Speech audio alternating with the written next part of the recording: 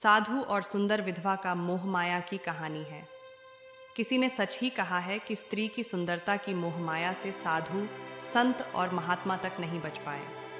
आइए कहानी के माध्यम से जानते हैं। किसी गांव में एक सुंदर विधवा महिला रहती थी। वह अपनी सरलता और सच्चाई के लिए पूरे गांव में प्रसिद्ध थी। उसकी सुंदरता का जिक्र दूर दूर तक होता था। उसी गांव के पास एक जंगल में एक साधु अपनी तपस्या में लीन रहता था। वह मोहमाया से दूर रहने और संयम का आदर्श उदाहरण माना जाता था। एक दिन साधु भोजन के लिए गांव आया। जब वह विधवा के घर पहुंचा तो उसकी सुंदरता देखकर कुछ क्षण के लिए विचलित हो गया। विधवा ने आदर से उसे भोजन कराया, लेकिन उस साधु के मन में उसकी सुंदरता का आकर्षण जागने लगा। साधु के मन में विचार आया, यह महिला तो मेरे जैसे तपस्वी को भी मोह में डाल सकती है। वह अगले दिन फिर विधवा के घर पहुंचा और अब तो उसका मन तपस्या से हटकर विधवा पर केंद्रित हो गया। यह सिलसिला कई दिनों तक चला।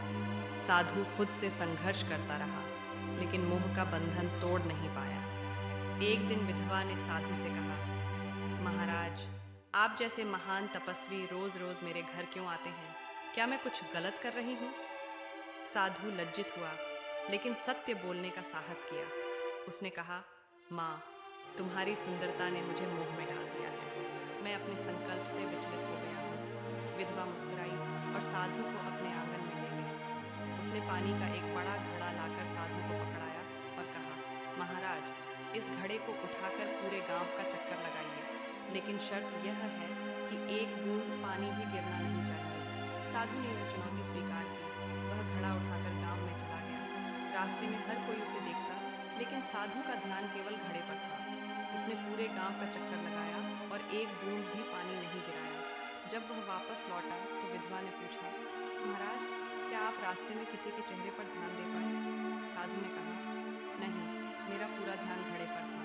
विधवा ने मुस्कुराते हुए कहा, ठीक उसी तरह जब इंसान का ध्यान अपने लक्ष्य पर हो तो वह मोह माया से बच सकता है। सुंदरता या किसी भी आकर्षण का प्रभाव केवल तब पड़ता है जब मन खाली हो। आप अपने लक्ष्य पर ध्यान दें और मोह खुद ही खत्म हो जाएगा। साधु को अपनी गलती का एहसास हुआ।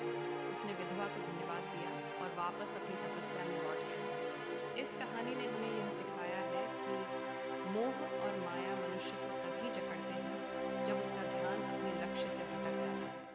यदि ध्यान केंद्रित हो और मन मजबूत हो तो कोई भी विकर्षण आपको रोक नहीं सकता।